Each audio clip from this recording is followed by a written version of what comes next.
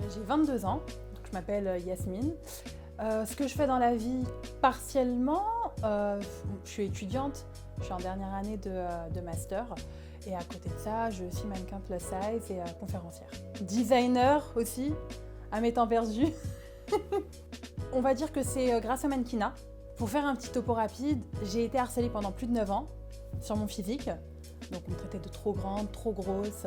Puis en fait à partir de là, je me suis lancée dans le mannequinat. C'est une chose que j'ai toujours aimée. J'ai été refusée plusieurs fois, vraiment à maintes et maintes reprises en France.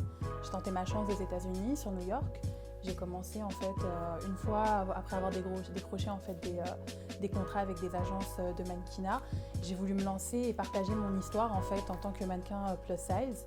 Et c'est là en fait où j'ai commencé à faire les conférences sur l'estime de soi et l'image qu'on a de nous-mêmes. Et c'est de là en fait que j'ai commencé à vraiment rentrer dans ce mouvement-là, on va dire, et à rencontrer d'autres personnes qui étaient dans le même cas que moi.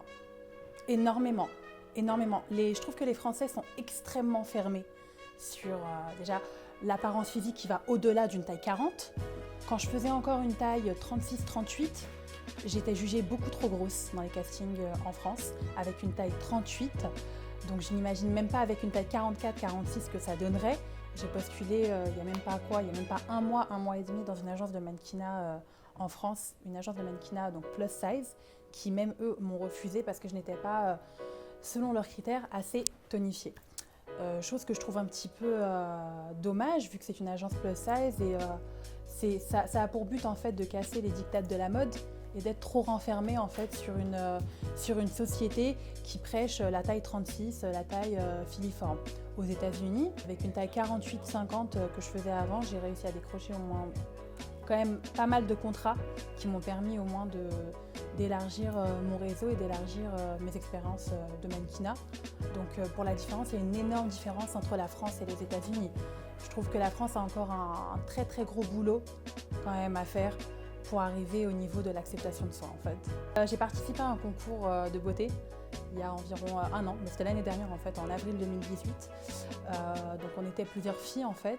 On m'avait refusé en fait de participer tout simplement au casting, sachant qu'ils avaient précisé en fait que le casting était ouvert à tous. Et donc soit une mannequin de taille 36 ou de taille 46, il n'y avait pas de problème. Mais le jour J, en me présentant en fait au casting, on m'a refusé. Donc j'ai repostulé, on m'a accepté cette fois-ci, donc j'étais moi toute contente, je vais enfin pouvoir faire le casting, enfin en tout cas le concours de beauté. Au final on a eu les entraînements, les répétitions, mais arrivé à la demi-finale en fait, en allant me changer dans les backstage, ma robe de soirée était complètement déchirée. J'étais la seule mannequin grande taille. Voilà, elles étaient toutes en taille 36-38, il n'y en avait qu'une seule taille 40, j'étais une taille 46. Et en fait, on m'a déchiré ma robe et du coup, je n'ai pas pu me présenter en fait à la demi-finale. Donc, quand c'était mon tour en fait de passer sur scène, ce que j'ai fait, c'est que je pouvais pas en fait, je pouvais pas passer, donc j'ai pas pu participer à la demi-finale. Donc voilà, j'ai la chance d'être très très grande. Donc ça a tendance à m'ouvrir plusieurs portes en fait.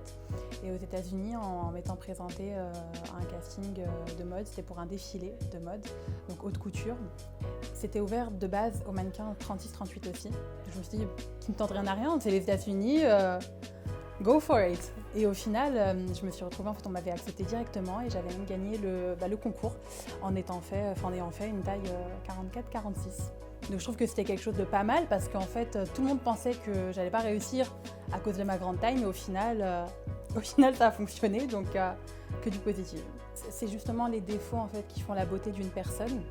C'est des choses qu'on a tendance à voir un petit peu plus, un peu partout sur la toile, mais des choses qu'on n'a pas tendance à respecter parce qu'on se dit que j'ai un trop gros ventre ou j'ai de trop gros bras, mais je me dis que plus on est différent et plus on est beau.